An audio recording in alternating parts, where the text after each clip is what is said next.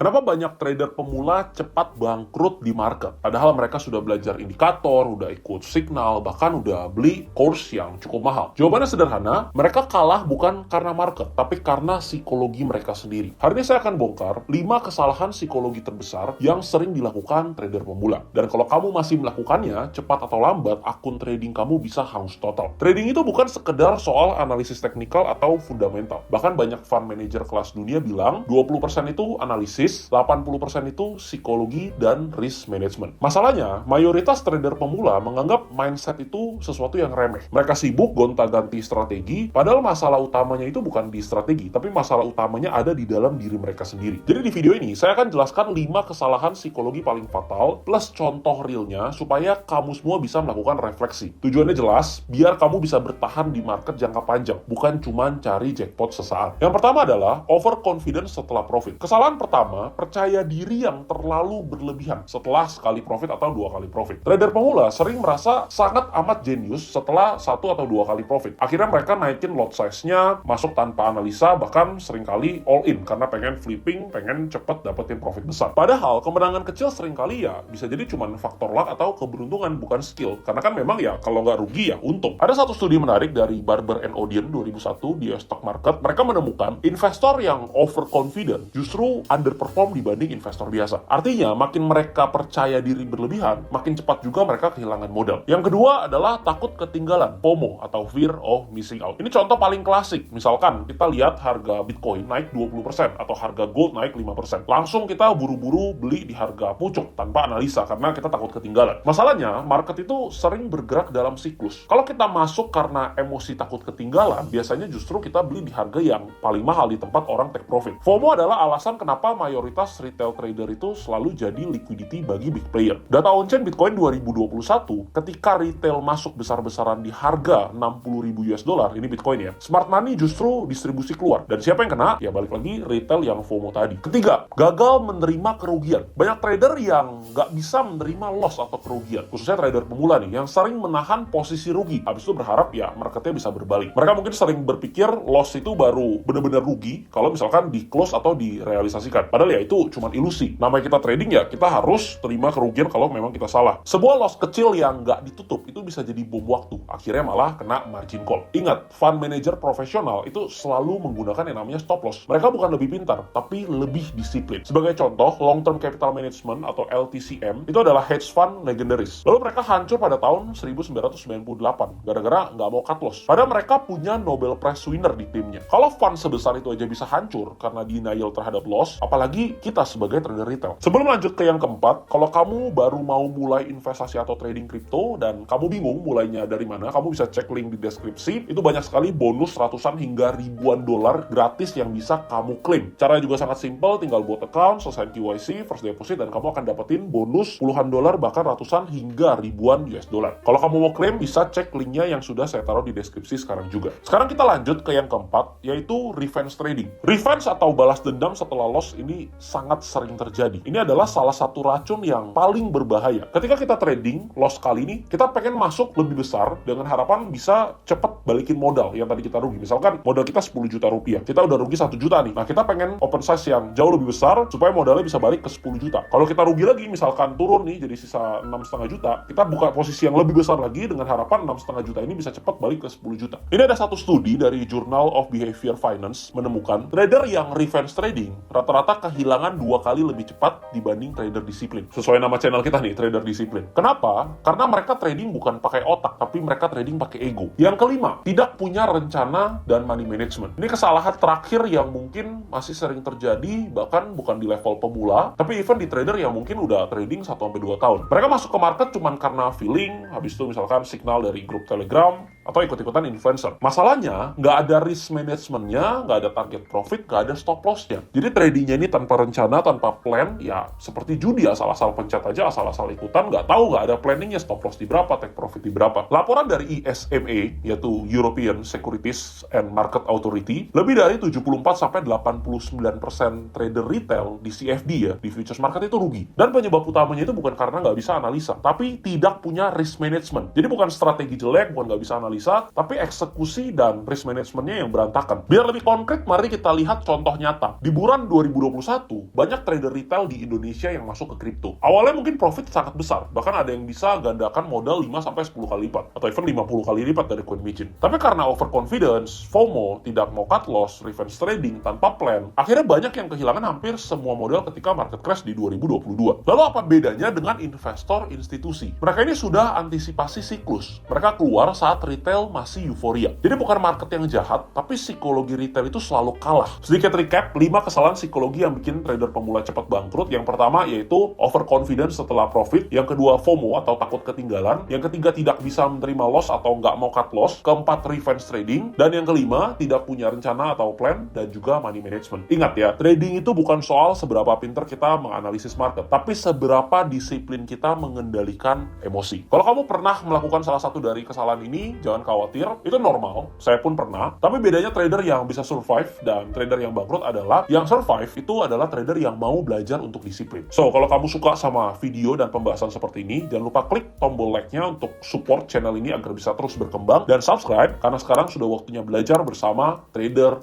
disiplin. Ingat ya, kita bukan cari jackpot di trading. Kita sedang belajar jadi trader yang bisa bertahan dalam jangka panjang. Sampai ketemu di video berikutnya.